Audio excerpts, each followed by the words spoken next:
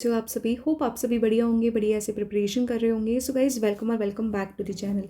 इस वीडियो में जैसा कि आप थंबनेल से ही समझ चुके हो कि मैं अपना सेक्शनल मॉक इंग्लिश का मैंने लगाया था SPA क्लर्क प्री के लिए प्रैक्टिस मॉक का सेट नंबर 1।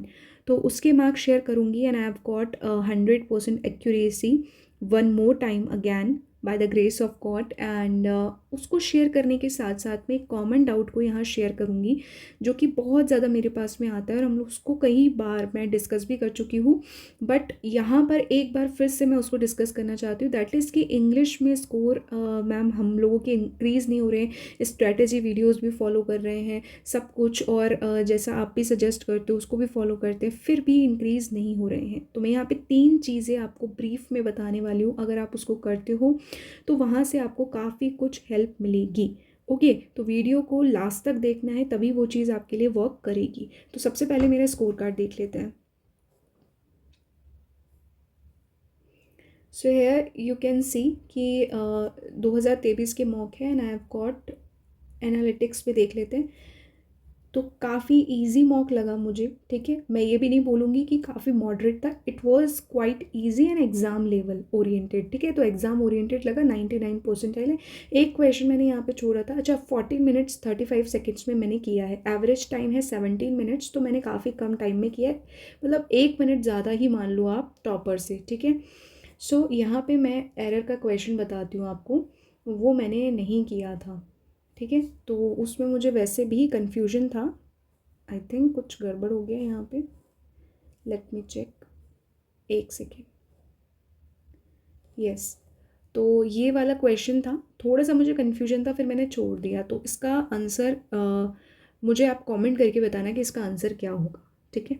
चलिए अब बात कर लेते हैं यहाँ पे कि इंग्लिश को इम्प्रूव करने की 3 चीज़ें। ध्यान से सुनना, सबसे पहली चीज़ है आपकी रीडिंग, ठीक है।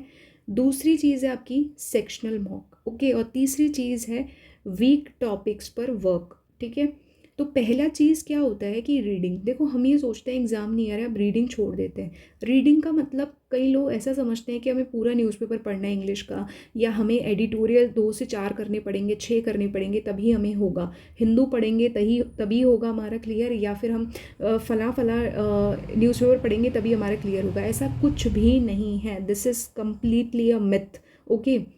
एडिटोरियल पढ़ने के लिए मैं आपको इसलिए बोल रही हूँ कि शुरुआत में थोड़ा टिपिकल लगेगा, लेकिन एक बार हैबिट बन जाएगी ना उसके बाद में दिक्कत नहीं आएगी, क्योंकि एडिटोरियल की टोन पर बेस्ड पॉलिटिकल भी आते हैं, सोशल भी आते हैं, नॉर्मल भी आते हैं, स्टोरी बेस्ड भी आते हैं, ठीक है। तो इस सारी टोन जो है ना वो आपके आरसीज में या फिर आपके क्लोज टेस्ट में, पैरा जंबल में आपको मिलती है, ठीक है। साथ ही में एग्जाम्स के अंदर इसी पर बेस्ड बहुत सारे आपके एडिटोरियल आते हैं, एडिटोरियल पर बेस्ड आपके बहुत सारे क्वेश्चंस आते हैं, लाइक आरसी के, ठीक है, या फिर आपके क्लोज टेस्ट के अगेन पैरा जंबल के, एरर्स के।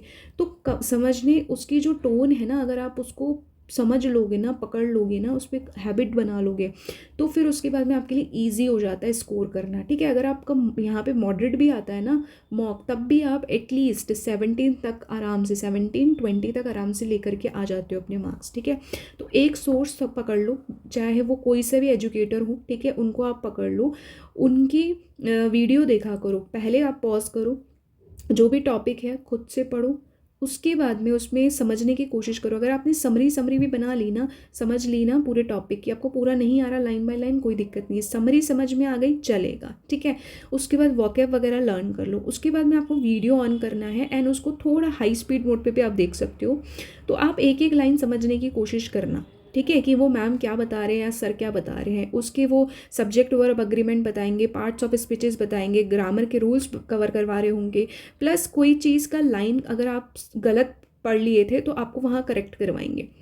ये कर लिया, उसके बाद में जब आप रात में सोते हो या अपना पूरा टू डू लिस्ट कंप्लीट करने के बाद आप सोते हो, तो एक बार जस्ट उसकी समरी जो आपने पढ़ा था उसको माइंड में वापस रिकॉल कर लेना, ठीक है, और पूरे वॉकैब को अच्छे से रिवाइज कर लेना। अगर आपने 1-2 एडिटोरियल भी रीड किया है चल जाएगा। क्यों चल जाएगा? क्योंकि आप मॉक भी तो दोगे ना, तो मॉक में भी तो आरसी होता है ना, मॉक में तो क्लोज टेस्ट होता है, पैरा जंबल होता है, तो कितना पढ़ोगे? अगर आपने ऑलरेडी वैसे ही 4-5 एडिटोरियल पढ़ लिए, उसके बाद में मॉक देने की तो आपकी कैपेसिटी रहेगी नहीं, क्योंकि और सब्जेक्ट्स भी तो करने हैं। तो एक तो सही डायरेक्शन अप्रोच रखनी है आपको, राइट डायरेक्शन, ठीक है, पहली चीज़। दूसरी चीज़ यहाँ पे मैं आपको बताऊंगी, सेक्शनल मॉक तो आपको देना है, प्लस फुल लेंथ मॉक भी हम देते ही हैं, ठीक है। उसका अच्छे से एनालिसिस करो, ठीक है। जैसे मान लो कि 2 से 3 आपने मॉक दिए, उसमें आप कॉन्टिन्यूसली नोट कर रहे हो कि आपकी क्लोज टेस्ट गलत हो रही है, या आरसी सबसे ज़्यादा गलत हो रही है, ठीक है, या आपकी पैरा जंबल गलत हो रही है, या एरर्स में दिक्कत आ रही है। तो जो 2 से 3 मॉक आपने दिए और उसमें जो आपको लग रहा है ना सबसे ज़्यादा गलत होने वाला टॉपिक है, उसके ऊपर आपको टॉपिक वाइज क्विज लगानी है, जो कि 3rd नंबर का पॉइंट मैंने आपको बताया। टॉपिक वाइज क्विज हर टॉपिक की नहीं लगानी होती है, हमेशा उसी टॉपिक की लगानी होती है जो आपका वीक जा रहा है, क्योंकि आपको मॉक इतना बताएगा कि आपकी जो प्रैक्टिस है ना वो कहाँ पर है, ठीक है। मॉक सिर्फ आपको इतना ही बता सकता है और आपको कितना इम्प्रूव करने की ज़रूरत है। तो वो कहाँ से इम्प्रूव होगा, अलग से इम्प्रूव होगा ना जब आप उस पर काम करोगे। काम ही नहीं कर रहे हो, राइट डायरेक्शन अप्रोच ही नहीं रख रहे हो, तो कहाँ से आपके मार्क्स इम्प्रूव होंगे, है ना। तो इसीलिए आपको ये लगता है कि आपकी इंग्लिश सुधर नहीं रही है या उसमें इम्प्रूवमेंट नहीं आ रहा है, लेकिन आपको खुद सेल्फ एफर्ट्स डालने पड़ेंगे। और वीक टॉपिक से या वीक सेक्शन से हमेशा दोस्ती रखो, जैसे आप अदर सेक्शन से रखते हो, तभी वो आपका दोस्त बनेगा ना, तभी आपका साथ देगा। दुश्मन रहेगा तो वो आपके अगेंस्ट ही रहेगा ना, तो आपको कहाँ से मार्क्स बढ़ेंगे, है ना। तो ये चीज़ का मैं आपको बताना चाहूँगी यहाँ पे। अब मान लो 1-2 मॉक आपने दिए जिसमें कभी किसी में क्लोज टेस्ट में दिक्कत आ रही है, कभी फिलर्स में आ रही है, कभी आरसी में एक आध क्वेश्चन गलत हो गया, कोई दिक्कत नहीं है ना, गलत होने दो। तो ये चीज़ को वीक टॉपिक नहीं बोलेंगे हम, है ना। कभी कभी कोई चीज़ हो रही है उसको वीक टॉपिक नहीं। आज मैंने एरर का क्वेश्चन छोड़ा यहाँ पे, मेरे से नहीं बन रहा था, तो मैं इसको वीक टॉपिक बोलूँगी? नहीं बोलूँगी, क्योंकि मुझे पता है कि बाकी के क्वेश्चन है ना, मेजॉरिटी ऑफ क्वेश्चन मैंने कंप्लीट किए हैं। अगर मेरा यहाँ पैराजंबल गलत होता या मेरा क्लोज टेस्ट गलत होता, तो मैं ये मान के चलती कि या 2 से 3 मॉक्स में मेरी चीज़ गलत जा रही है, यानी कि मुझे इस पर अलग से काम करना पड़ेगा, वरना मेरी बात नहीं बनेगी। से जो आप एडिटोरियल पढ़ोगे ना, वहाँ से एक चीज़ और हेल्प होगी कि वोकैब आपकी एग्ज़ाम में भी आपको हेल्प करेगी, मतलब कहीं ना कहीं आप अच्छे से निकाल के आ जाओगे उसका आंसर, ठीक है। तो इस वीडियो में इतना ही। अगर वीडियो इन्फॉर्मेटिव लगता है, समझ में आई आपकी मिस्टेक कहाँ पे है, तो don't forget to like, share and subscribe this channel now for more informative videos, ठीक है। Any doubt ask in comment, as soon as possible I will reply. Good luck.